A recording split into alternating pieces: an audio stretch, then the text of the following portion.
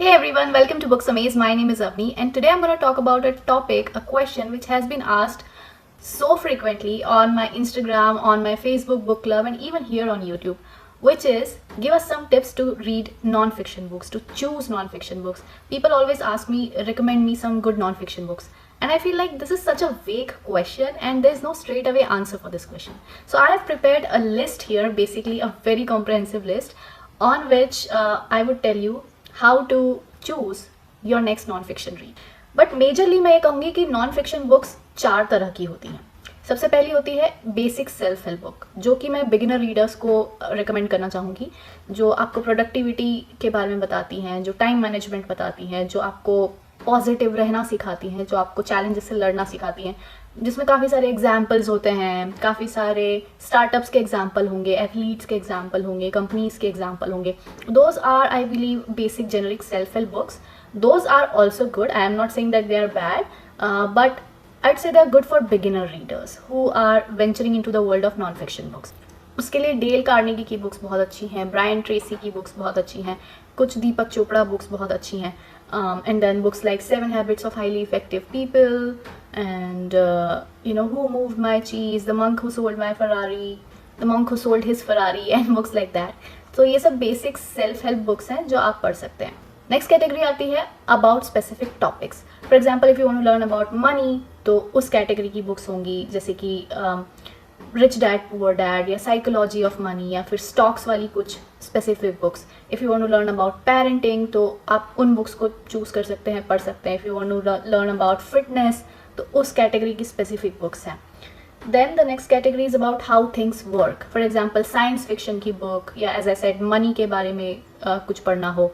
So जब आपको किसी स्पेसिफिक टॉपिक के बारे में पढ़ना हो, तो आई वुड से बेसिक सेल्फ हेल्प की बुक्स को भूल जाइए और उस टॉपिक के बारे में रिसर्च करके उस स्पेसिफिक बुक को पढ़िए. So that would be more helpful for you. And the next and last category according to me is philosophy और वर्क्स ऑफ क्लासिक. तो फिलोसफी थोड़ा सा हायर लेवल हो जाता है, जो मैं बिगिनर रीडर्स को नहीं रिकमेंड करूँगी. बट फिलोसफी में यदि बिगिनर रीडर आप हैं, तो आप दीपक चोपड़ा की बुक्स पढ़ सकते हैं.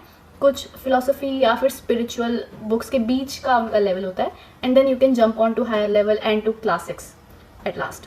Now the questions that you need to ask yourself is what phase of life you are in and what is your priority right now.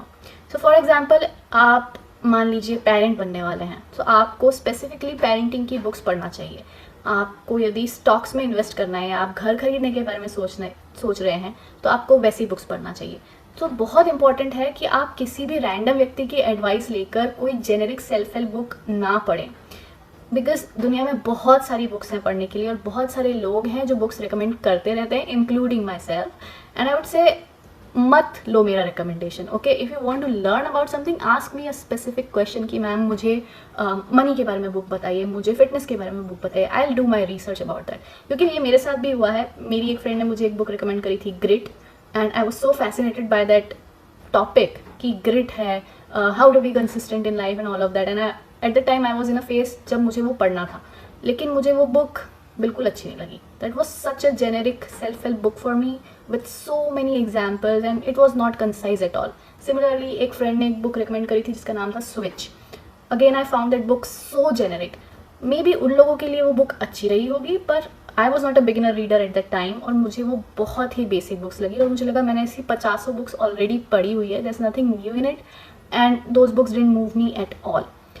And that's when I stopped listening to people's recommendation, क्योंकि मुझे पता है कि मैं किस phase of life में हूँ, मेरा शॉर्ट टर्म लॉन्ग टर्म गोल क्या है, और उस हिसाब से मुझे बुक्स चूज़ करनी है. So I recommend this thing to you as well कि एक पेन पेपर लो, उसमें अपना short term long term goal लिखो, आगे 6 महीने में आपको क्या करना है और आगे 5 साल में आपको क्या करना है, क्या क्या चीज़ें सीखनी है. क्या करना है तो दूर की बात होगी, लेकिन क्या क्या चीज़ें सीखनी है. Maybe you want to learn a new language in 6 months, maybe you want to learn about investments, maybe you want to learn about parenting. तो वो सारी चीज़ें लिख लीजिए, जितनी भी चीज़ें आपके दिमाग में आती है जो आपको सीखना है या जो आप सीखना चाहते हैं अगले 5 सालों में, उन सब की लिस्ट बनाइए. और फिर सबसे इम्पॉर्टेंट चीज़ आती है रिसर्च. मुझे लगता है कि गूगल करना भी ना अपने आप में एक आर्ट है, क्योंकि there so many information on internet. आप एक चीज़ ढूंढने जाएंगे, आपको 50 मिल जाएंगी. सो बहुत इंपॉर्टेंट है कि हम एक कंसाइज रिसर्च करें. उसके पहले हमें क्या रिसर्च करना है वो पता होना चाहिए. So now that you know what are your long term and short term goals, उस हिसाब से हम बुक्स रिसर्च करेंगे. Goodreads is a very good platform for books. जैसे मूवीज़ के लिए IMDb होता है, वैसे ही बुक्स के लिए गुड रीड्स होता है. And I can say that it's a very genuine platform. वहाँ पे लोग बहुत जेन्युइनली रेटिंग देते हैं. तो now that you have decided कि आपको क्या चीज़ सीखनी है, आप गुड रीड्स पे जाइए, उस टॉपिक को लिखिए, आपको बहुत सारी बुक्स रिकमेंड होंगी. अब वहाँ से आप डिसाइड कर सकते हैं, यदि आप बिगिनर रीडर हैं तो आपको कौन सी बुक पढ़नी है, यदि आप एडवांस रीडर हैं तो आपको कौन सी बुक पढ़नी है, और धीरे धीरे अपना लेवल बढ़ाइए. एंड आई वुड से यदि आप नॉन फिक्शन बुक्स पढ़ रहे हैं तो सिर्फ बुक्स तक सीमित मत रहिए. मान लीजिए आप इन्वेस्टमेंट के बारे में कोई बुक पढ़ रहे हैं, आपने 2-3 बुक्स पढ़ ली. Now jump on to reading some articles, or maybe listen to some podcast, maybe listen to some people who are very good in that particular area. तो ऐसे आप अपना धीरे धीरे उस चीज़ में इंटरेस्ट को वाइडन कीजिए.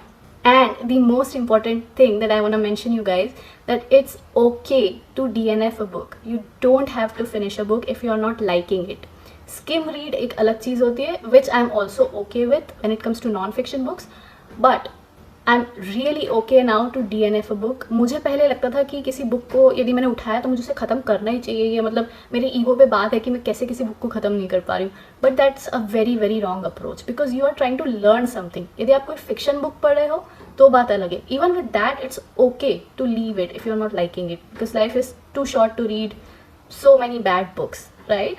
सो स्पेशली इन नॉन फिक्शन, यदि आपको कोई चीज़ अच्छी नहीं लग रही है, आपको बुक नहीं भा रही है, it's okay to leave it and just move on to any other good book. So these were some of my recommendations, some tips to read and to choose non-fiction books. I hope you liked this video, and if you did, don't forget to give it a thumbs up. If you didn't like it, you can give it a thumbs down as well, no problem. And do comment in the comment section below what are your thoughts about this video and what do you think how we should choose a non-fiction book to read. And I will see you soon with a new video. Till then, you guys take care of yourself, keep reading and keep smiling.